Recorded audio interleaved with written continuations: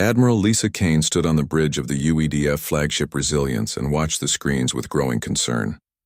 The ship floated near Jupiter, conducting routine patrol operations when the alarm started ringing. Her crew moved quickly to their stations as the long-range sensors picked up something that should not exist. Lieutenant Commander Ben Taylor ran to her side with the sensor readings. His face was pale as he handed her the data pad. Energy signatures were approaching from outside the solar system. Big ones. The readings showed 30 massive objects moving faster than anything humans had ever built. Kane studied the numbers carefully. These were not asteroids or comets. The energy patterns were too regular and too powerful. Someone or something was coming to visit Earth, and they had technology that made human ships look like toys in comparison. Within 6 hours, the mysterious objects dropped out of faster-than-light travel at the edge of the solar system. Kane ordered all human ships to maintain distance but stay ready for anything. Through the telescopes, she could see ships that looked like nothing humans had ever imagined. The alien vessels were beautiful. They looked like they were made of crystal and light, with smooth curves that seemed to bend space around them. Each ship was easily twice the size of the largest human vessel. They moved with grace and purpose that spoke of technology far beyond human understanding. Kane immediately sent a message to Earth. President Maria, Santos needed to know that humanity was no longer alone in the universe. The message would take 43 minutes to reach Earth, and the response would take just as long. In the meantime, Kane could only watch and wait. Commander Marcus Webb arrived on the bridge within an hour. As Earth's top expert on the possibility of alien life, he had been assigned to the Resilience for exactly this moment. Webb was a tall man with gray hair and sharp eyes that missed nothing. He had spent his entire career preparing for first contact. The alien ships began broadcasting on multiple frequencies. Webb and his team worked frantically to decode the signals. To their surprise, the messages contained mathematical patterns that were clearly meant as a universal language. Someone wanted to talk. After 3 hours of careful work, Webb managed to establish basic communication. The response from the alien ships was immediate and sophisticated. They sent a complex translation program that allowed real conversation within minutes. The technology was far beyond anything humans had developed. The first real message came through the translation system in perfect English. The voice was pleasant and seemed friendly. It said simply, "Greetings, young species. We are the hegemony of evolved worlds. We come in peace to welcome you to the greater community of intelligent life." Webb responded carefully, identifying himself as a representative of humanity and Earth. The alien voice replied with what sounded like genuine pleasure. They introduced their speaker as High Arbiter Veloth, a leader among their people who specialized in meeting new species. Over the next several hours, Veloth explained that the hegemony was a confederation of 847 different species spread across thousands of star systems. They had been exploring the galaxy for over 1,000 years, bringing civilization and order to younger species.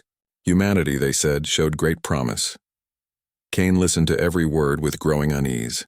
Something about Veloth's tone bothered her, though she could not put her finger on what it was. The alien spoke of humanity with what seemed like fondness, but there was an undertone that reminded her of an adult talking to a small child. Dr. Elena Rodriguez arrived from Earth on the fastest ship available. As Earth's chief psychologist and diplomat, she was the logical choice to handle formal first contact negotiations. Rodriguez was a small woman with dark eyes that seemed to see everything.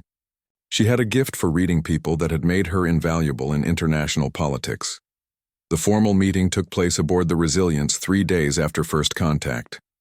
Veloth appeared as a hologram, since the atmospheric requirements of his species were very different from humans. He was tall and graceful, with features that were almost human but somehow more refined. His voice carried authority and age. Veloth spoke of the great benefits of joining the hegemony. Member species shared technology, resources, and knowledge. Wars became extinct. Poverty and disease were eliminated.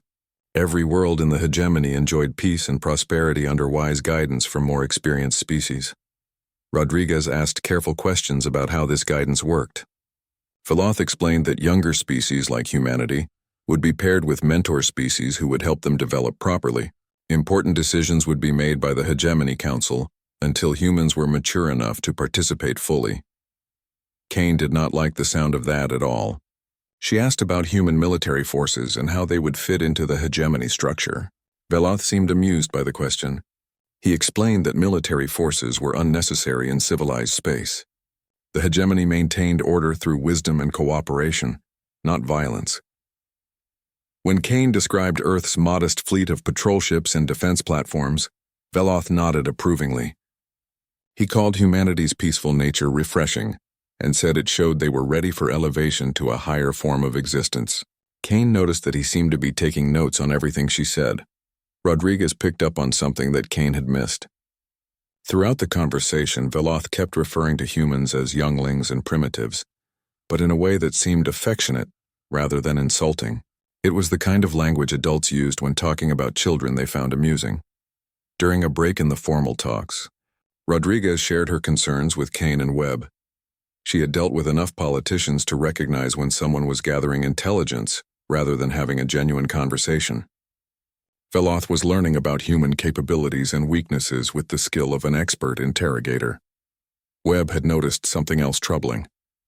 When he asked about the 847 species in the hegemony, Veloth's answers were vague about how they had all joined. The implication was that membership was voluntary, but Veloth seemed uncomfortable discussing the details of how integration actually worked. Kane made a decision that would change human history forever. Instead of providing complete information about Earth's defenses, she began giving Veloth carefully edited answers.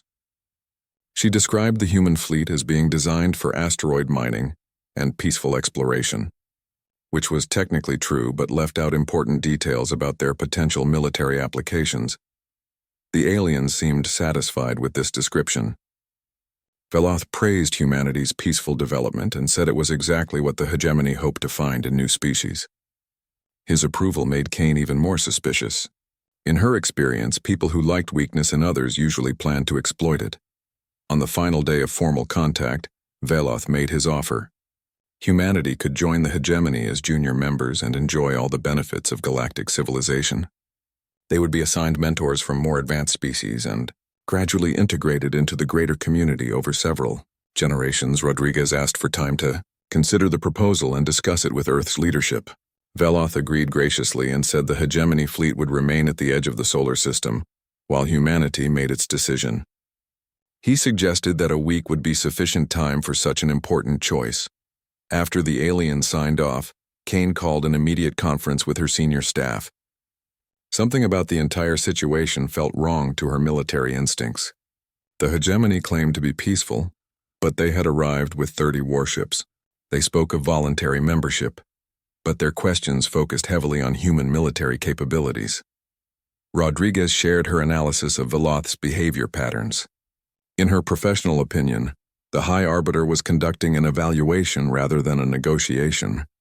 Everything about the encounter suggested that the hegemony had already made up their minds about humanity's fate.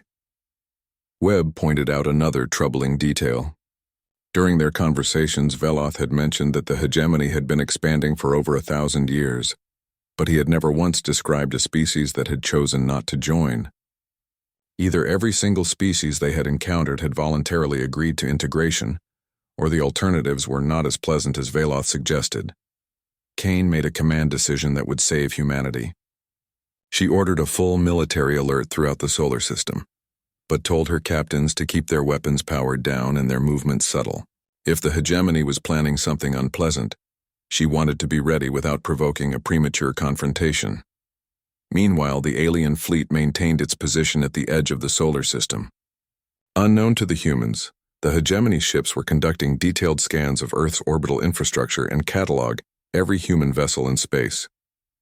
War Prime Zefak, the fleet commander, was following standard integration protocols. The hegemony had refined these protocols over 847 successful integrations. First, they evaluated the target species to determine military capabilities and cultural weaknesses. Then they offered the benefits of voluntary membership.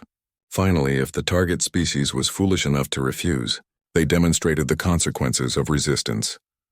Zefak reviewed the intelligence gathered during the negotiations and felt confident about the operation. Humanity possessed a small fleet of mining and patrol vessels with minimal military capability.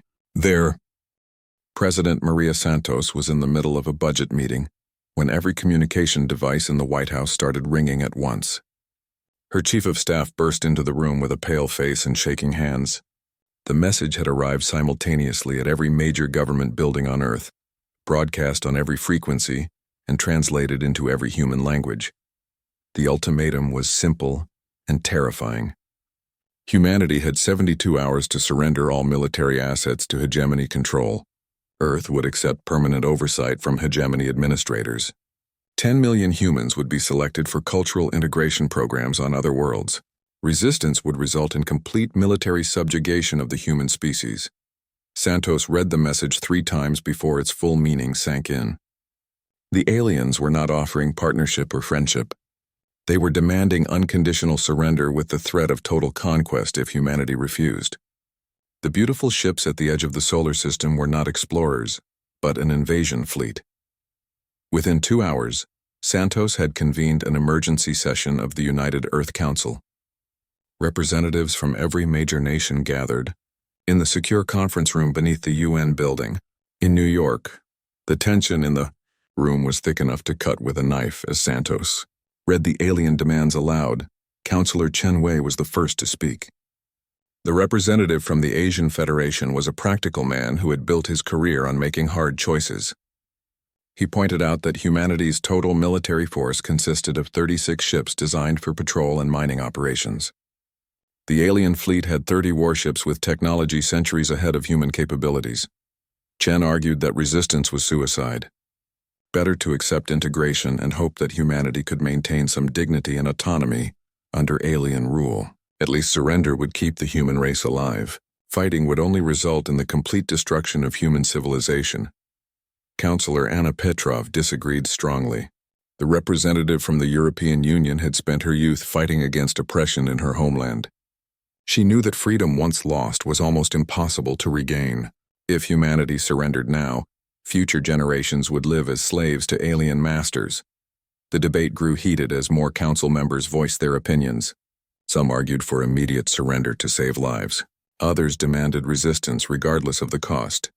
A few suggested trying to negotiate better terms, though the alien message had been clear that the ultimatum was final. Admiral Kane arrived from Jupiter on the fastest ship available. She had pushed the engines beyond their safety limits to reach Earth in time for the emergency session. Her report painted a grim picture of the military situation, but she also brought crucial intelligence about alien psychology and tactics. Kane explained that the hegemony had used identical tactics 847 times before. They evaluated target species, offered integration, then conquered those who refused. The system had worked perfectly for over 1,000 years because every species they encountered followed predictable patterns of behavior. General Robert Hayes joined the discussion via secure video link from the Mars Defense Command. As head of Earth's ground forces, he had been analyzing the tactical situation since the ultimatum arrived. His assessment was that the aliens expected easy victory because they had never faced a species that had spent millennia perfecting the art of warfare.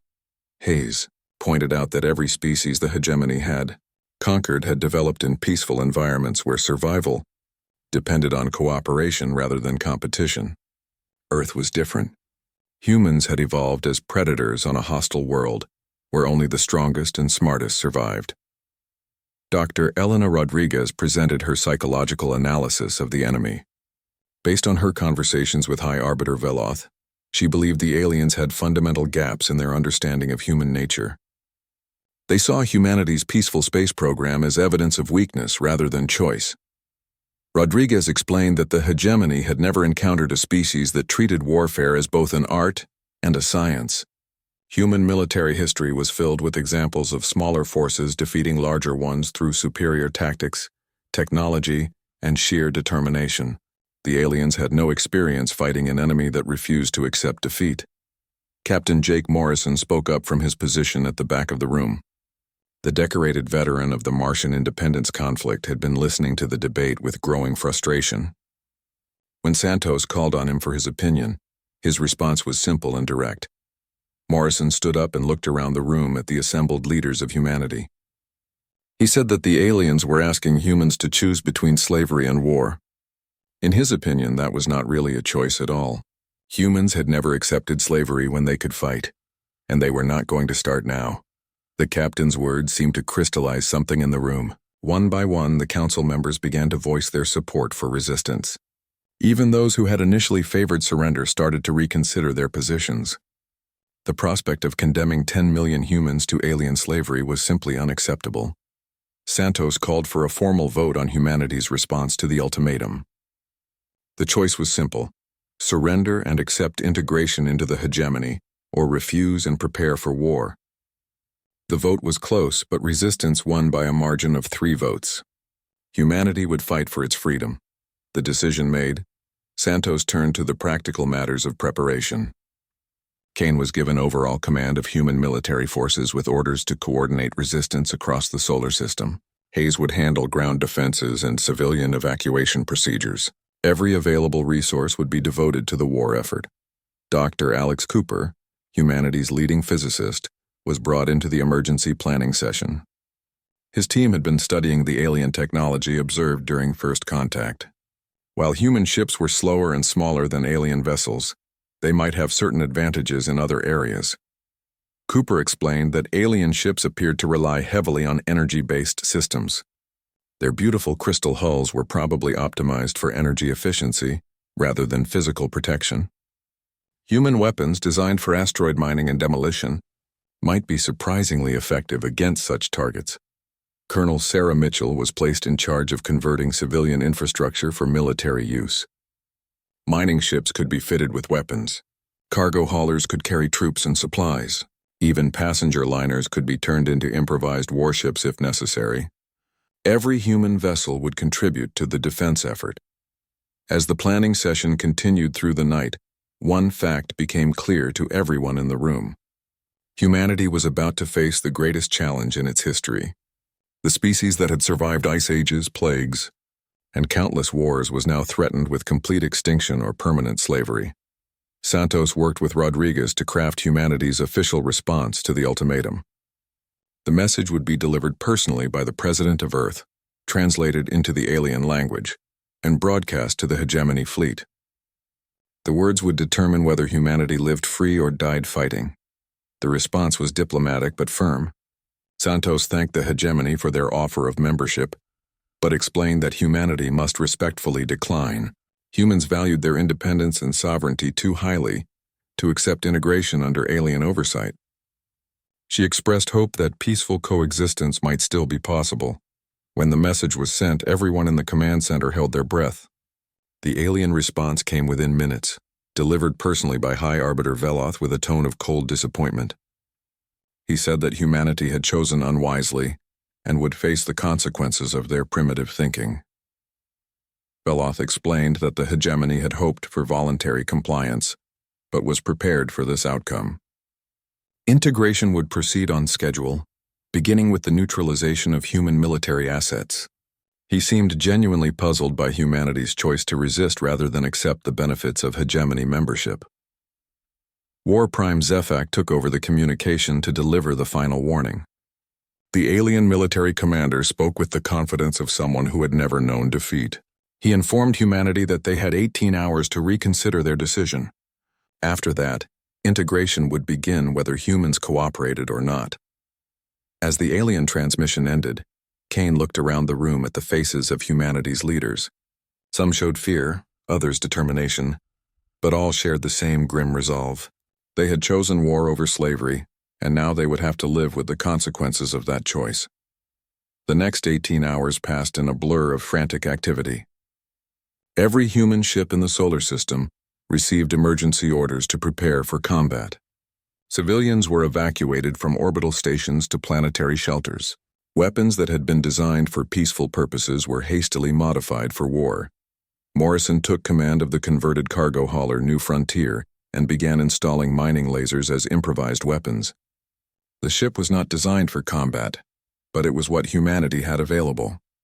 Every captain in the fleet understood that they were probably flying to their deaths, but none of them wavered. On Earth, millions of people watched the news reports with mixture of fear and pride. Their leaders had chosen freedom over safety, war over surrender. The human race was about to face an enemy with overwhelming technological superiority, but they would face it as free beings rather than slaves. As the deadline approached, Kane stood on the bridge. War Prime Zefak stood on the command deck of his flagship and watched the tactical display with satisfaction. 6 hegemony ships were moving toward Earth's orbital infrastructure in perfect formation. The humans had chosen to resist, but this would be over quickly. Standard integration protocols had never failed in over 800 conquests.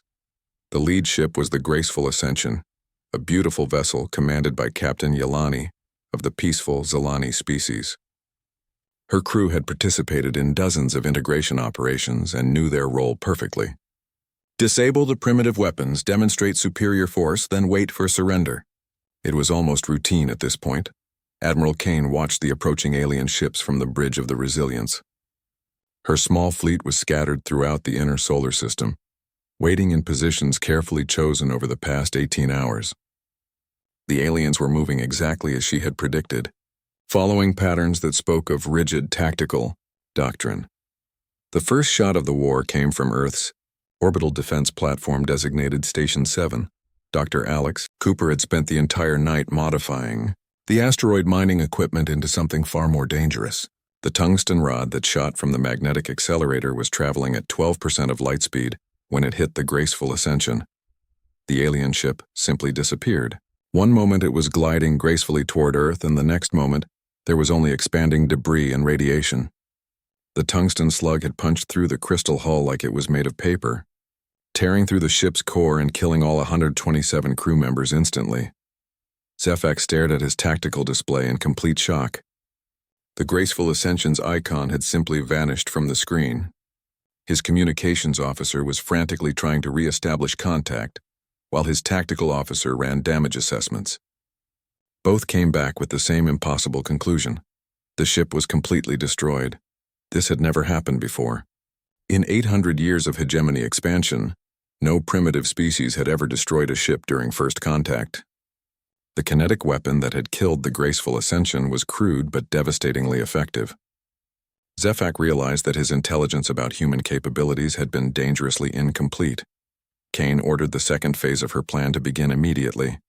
Human ships throughout the solar system started moving, but not in the way the aliens expected. Instead of forming up for conventional battle, they scattered like leaves in the wind, using gravity assist from planets and moons to gain speed and change direction unpredictably. Captain Jake Morrison commanded the converted cargo hauler New Frontier as it swung around Mars at dangerous speed. His ship was not built for such maneuvers, but desperation made excellent motivation. The mining lasers he had installed were pathetic compared to alien weapons. But Morrison had a plan that did not rely on superior firepower. Morrison began using his mining equipment to carve chunks out of asteroids and hurl them toward the alien formation. The rocks were not fast enough to be effective weapons by themselves, but they forced the hegemony ships to constantly change course to avoid collisions. For the first time in their military history, the aliens found themselves fighting an enemy that used the environment itself as a weapon. Zefak ordered 12 more ships into the battle, bringing his attacking force to 17 vessels. The humans had destroyed one ship through surprise and primitive cunning, but now the hegemony would demonstrate the true meaning of superior technology. Energy weapons began lancing through space toward the scattered human ships. The alien weapons were incredibly advanced, but they had been designed to disable rather than destroy. The hegemony preferred to capture enemy ships intact for study and integration. This gave the human captains a crucial advantage. They knew the aliens were not trying to kill them immediately. Commander Lisa Drake led a squadron of 3 converted mining ships in a desperate gambit. Her vessels had been hiding in the asteroid belt for 6 hours, powered down and drifting like space debris. When the alien ships moved past their position, Drake's squadron activated chemical rockets to avoid energy signatures and began their attack run. The human ships were crude and ugly compared to the elegant alien vessels, but they had been built by a species that understood the reality of violence. Every system had multiple backups. Every weapon had been designed to function even when damaged. Most importantly, every human captain was willing to die if it meant taking an alien ship with them. Drake's squadron struck the alien formation from behind. targeting the engine sections of the beautiful crystal ships. Human weapons were designed for breaking rocks and cutting metal, and they proved surprisingly effective against hulls that had been optimized for energy efficiency rather than physical protection. The second alien ship to die was the Eternal Harmony, a hegemony cruiser that had participated in over 50 integration operations. Drake's mining laser cut through its hull like a torch through ice, causing a chain reaction that destroyed the ship's power core. Another 89 alien crew members died in the explosion that followed. High Arbiter Veloth watched the battle from his command ship with growing horror. The humans were not fighting according to any civilized rules of engagement. They struck from ambush, used suicide tactics, and seemed completely unconcerned with their own casualties as long as they could inflict damage on the enemy. On Earth, General Robert Hayes was coordinating a planet-wide mobilization unlike anything in human history. Every factory that could produce weapons was working at maximum capacity. Every shipyard was building vessels designed for one purpose: killing aliens. The human industrial base was transforming itself into a war machine. Lieutenant Colonel Paul Grant took command of Earth's orbital satellite network and began implementing a plan that would have been considered insane under normal circumstances. Every civilian satellite in orbit was being rigged with explosives and programmed to detonate when alien ships approached. Earth's communication network was being turned into a minefield. The first alien ship to fall victim to Grant's trap was the Serene Passage, a hegemony transport that was approaching Earth's communication satellites to jam human transmissions. The explosion that destroyed the ship was relatively small, but it demonstrated something that terrified the alien commanders. Humans would sacrifice their own infrastructure to kill enemies. By the end of the first day of fighting, the hegemony had lost 3 ships and over 300 crew members. The human losses were heavier in terms of ships destroyed, but the psychological impact on the aliens was devastating. They had never faced an enemy that treated war as a matter of species survival rather than political disagreement. Zefak called an emergency conference with his ship commanders. The integration was not proceeding according to plan. Human resistance was far more effective than predicted, and their tactics were completely outside hegemony experience. Worse, intelligence reports suggested that human ship production was actually increasing during the battle. Captain Morrison's New Frontier had been damaged in the fighting, but he refused to withdraw for repairs. Instead, he continued harassing alien formations with improvised weapons and desperate tactics. His ship looked like a flying junkyard, held together with emergency patches and sheer determination, but it was still fighting. The aliens began to realize that they were facing something unprecedented in their long history of conquest. Human ships that should have been destroyed kept fighting. Human captains who should have surrendered continued attacking even when their vessels were crippled. Most disturbing of all, humans seemed to learn and adapt with every encounter. Dr. Elena Rodriguez intercepted alien communications and worked frantically to translate them. What she discovered was deeply unsettling. The alien crews were reporting to their commanders that human behavior was unlike anything in their databases. A single phrase kept appearing in their transmissions, repeated with growing frequency and fear. The phrase translated roughly as, "They do not stop." It appeared in tactical reports, psychological assessments, and personal communications between alien crew members. The hegemony had expected human resistance to collapse after the first demonstration of superior force. Instead, human attacks were becoming more frequent and more effective. Kane received reports from across the solar system and began to understand the true scope of what was happening. Humanity was not just fighting a defensive war anymore. Every human ship, every orbital platform, every converted civilian vessel was actively hunting alien targets. The prey had become the predator. The fourth alien ship to die was the Peaceful Resolution, destroyed when Commander Eric Jensen rammed his crippled patrol vessel directly into its command section. Jensen's final transmission was picked up by both human and alien receivers. "Tell them we do not surrender. Tell them we do not stop. Tell them they picked the wrong species." Veloth made a decision that would have been unthinkable just days earlier. He ordered a tactical withdrawal to reassess the situation and develop new strategies for dealing with human resistance. For the first time in hegemony history, an integration operation was being postponed due to unexpected enemy effectiveness. As the alien ships pulled back to the edge of the solar system, Kane allowed herself a moment of grim satisfaction. Humanity had survived the first round, but this was only the beginning. The aliens were. 3 months after the first battle, High Arbiter Veloth sat in his private chamber and stared at reports that made no sense. The hegemony had lost 8 ships and over 1,000 crew members in what was supposed to be a simple integration operation. No primitive species had ever inflicted such losses on the hegemony fleet. The humans were not behaving like any species in hegemony records. Instead of growing weaker as the war continued, they seemed to be getting stronger. Intelligence reports showed that human ship production had increased by 400% since the fighting began. Their tactics were evolving at an unprecedented rate.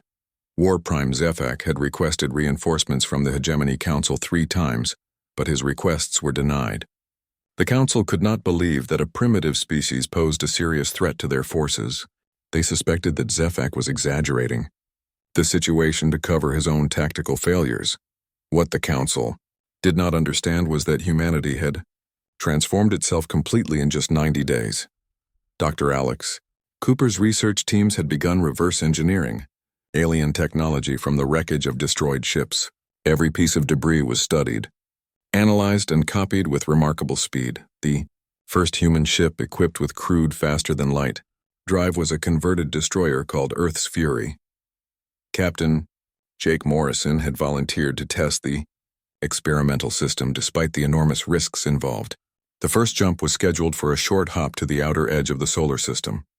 Morrison strapped himself into the command chair and gave the order to engage the alien drive system. The ship shuddered violently as space-time folded around it, then suddenly appeared 30 billion miles away in a flash of twisted light. The test was successful, but more importantly, humanity now had the ability to take the war beyond their home system. Admiral Lisa Kane now commanded a fleet of over 200 ships, most of them built in the past 3 months using emergency production protocols. Every human colony had contributed resources and personnel to the war effort. Mars had become a giant weapons factory. Europa was producing ammunition around the clock.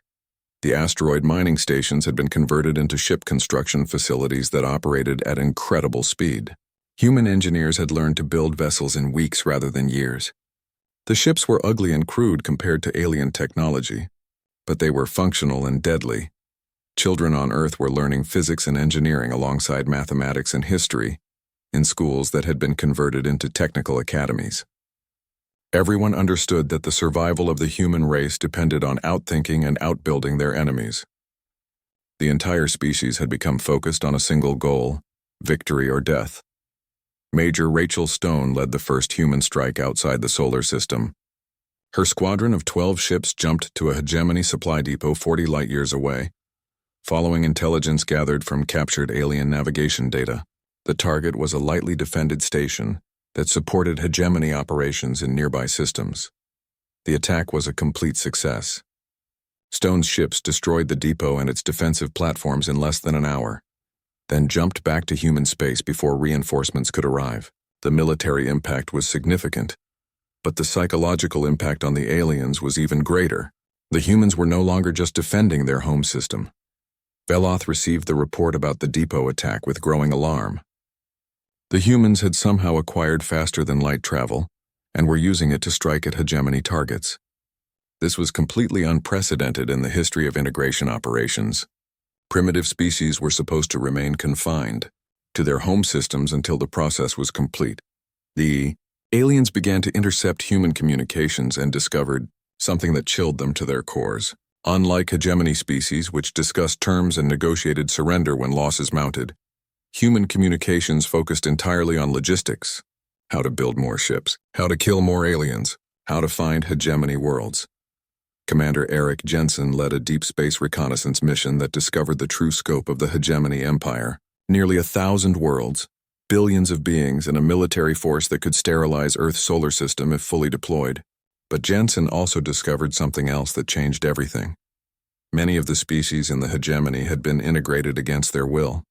The alien empire was not the voluntary confederation it claimed to be, but a collection of conquered peoples held in line by superior technology and overwhelming force. Some species still harbored deep resentment against their alien overlords. Jensen transmitted his intelligence back to Earth, where Dr. Elena Rodriguez began analyzing the political structure of the hegemony empire. Her conclusion was startling. The alien confederation was far more fragile than it appeared. Many member species would rebel if they believed they had a chance of success. President Maria Santos convened an emergency session of the United Earth Council to discuss Jensen's findings. The discovery that humanity was facing an empire of enslaved species rather than willing allies changed the entire strategic situation. The war was no longer just about human survival. General Robert Hayes presented a bold plan that would have been considered impossible just months earlier. Instead of continuing to fight a defensive war, humanity would take the offensive. They would strike directly at the heart of the hegemony empire and broadcast a message that could spark rebellion across 1,000 worlds. The plan was incredibly dangerous and probably suicidal. But it offered something that simple resistance could not: the possibility of total victory. If successful, humanity would not just survive but would help liberate billions of beings from alien oppression. If it failed, the human race would be completely destroyed. Kane studied the tactical requirements for an assault on the hegemony capital system. The mission would require her best ships and most experienced crews. Many of them would not return, but the potential strategic impact justified the enormous risks involved. Morrison volunteered to lead the assault force in his converted destroyer Earth's Fury. The ship had been rebuilt 3 times during the war and was now more weapon than vessel. Its hull was covered with armor plating salvaged from destroyed alien ships. Its crew was composed entirely of volunteers who understood they were probably flying to their deaths. The preparation for the deep strike took 6 weeks.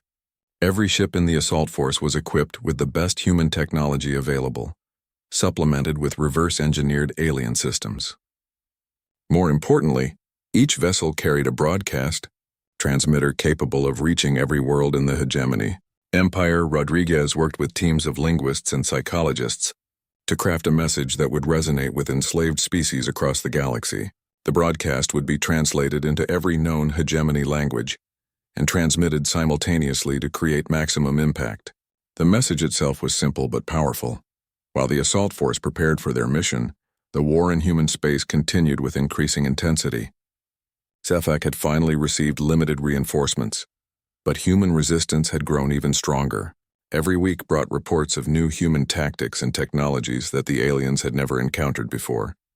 The hegemony forces were beginning to show signs of strain. Crew morale was dropping as casualties mounted. Many alien officers were requesting transfers away from human space. Some were even questioning whether the integration was worth the enormous costs involved. Veloth faced an impossible dilemma. Escalating the conflict would require massive resources from across the hegemony empire and would mean abandoning their principles of civilized integration.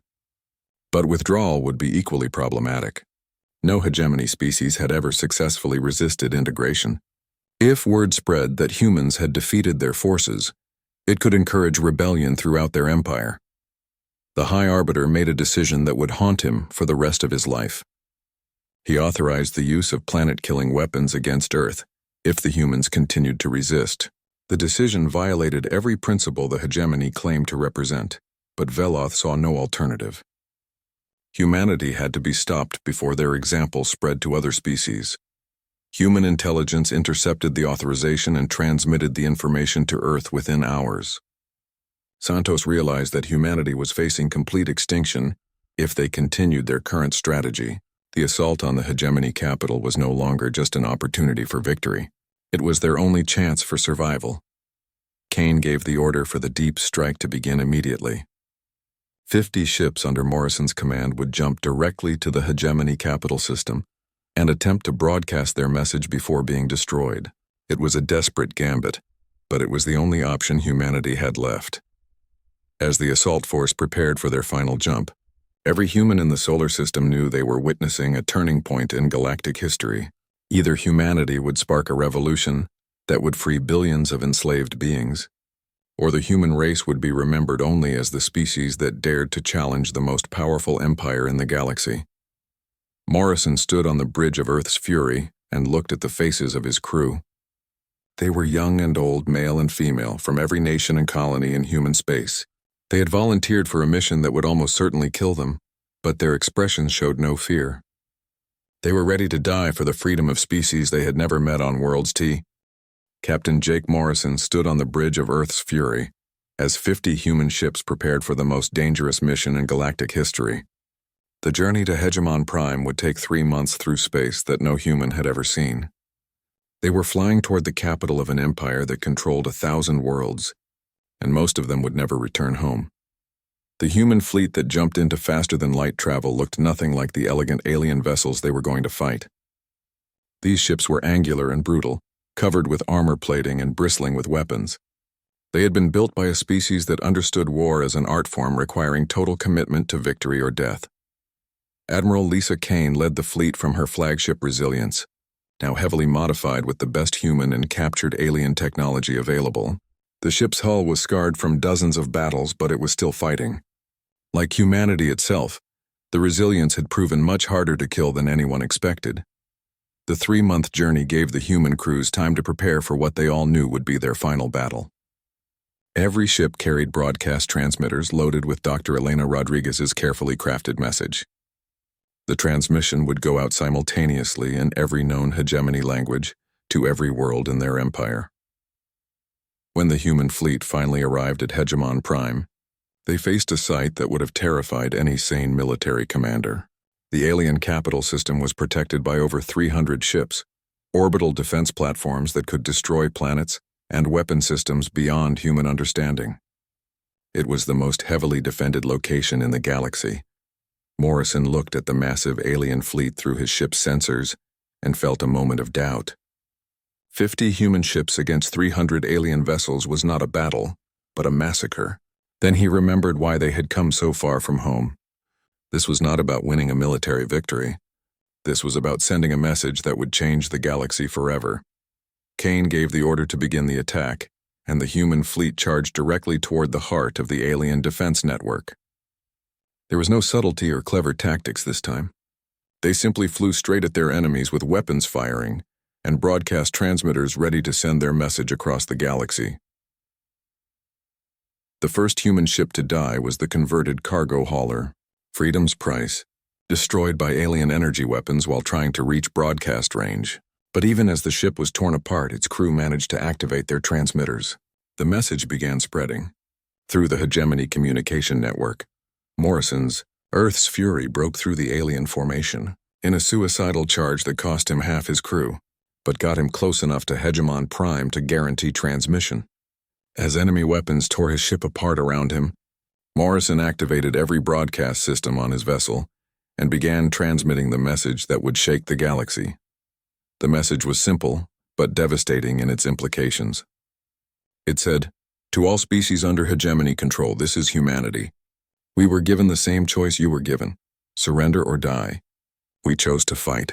You can choose to fight too. Freedom is possible. Resistance is possible. You are not alone." The broadcast reached every world in the hegemony empire within minutes, transmitted through their own communication networks by the dying human ships.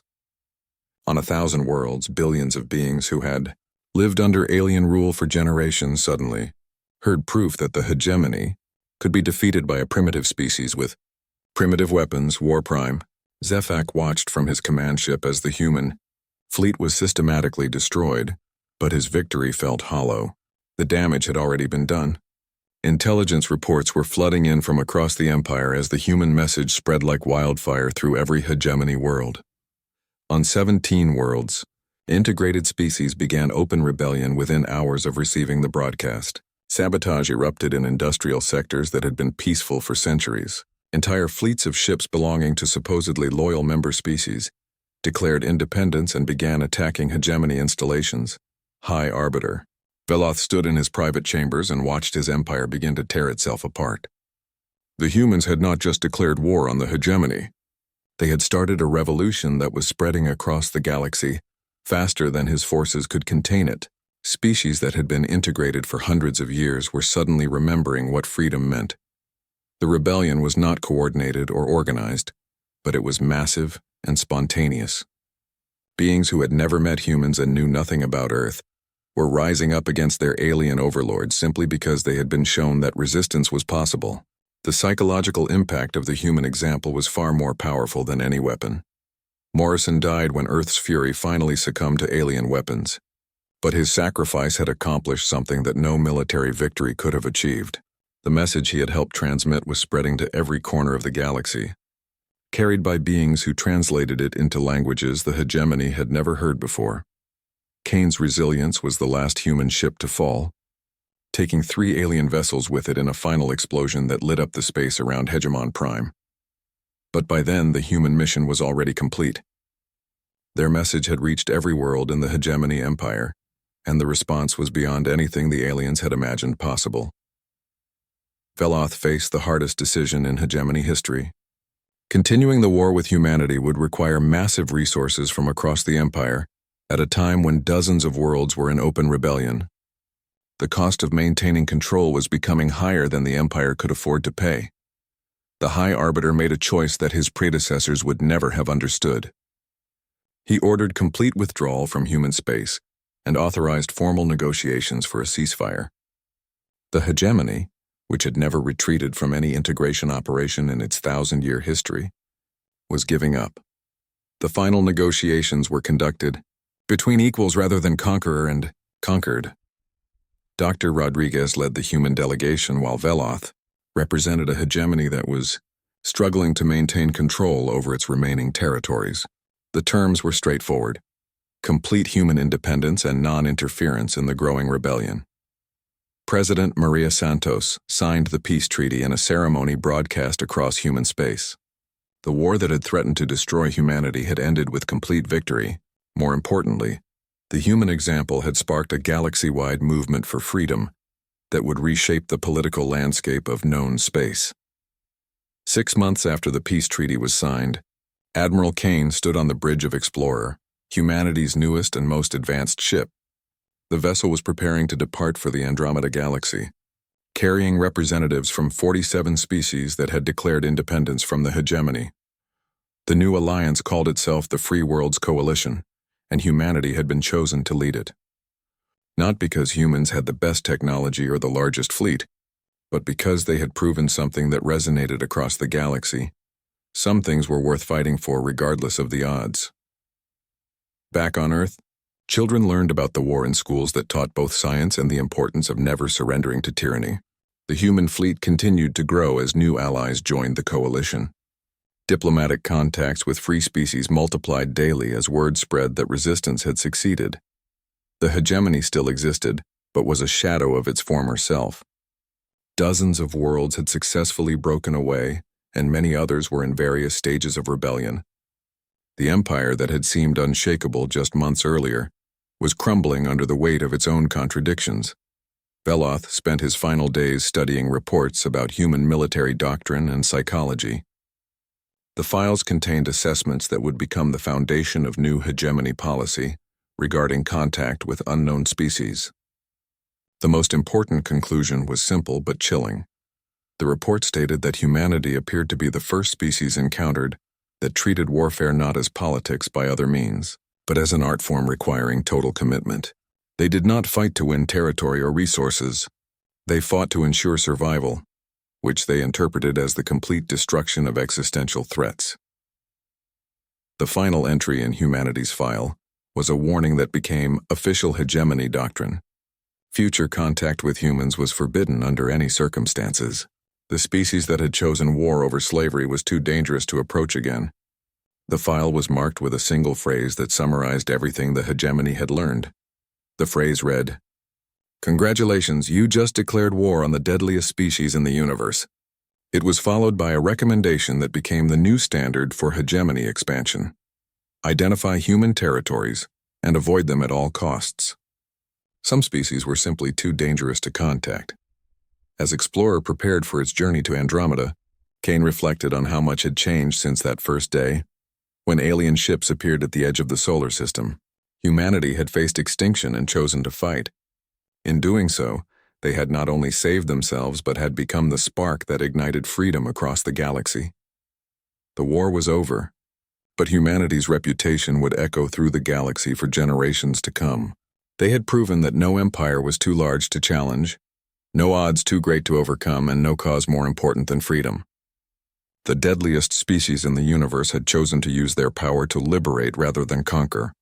Somewhere in the depths of space, alien civilizations that had never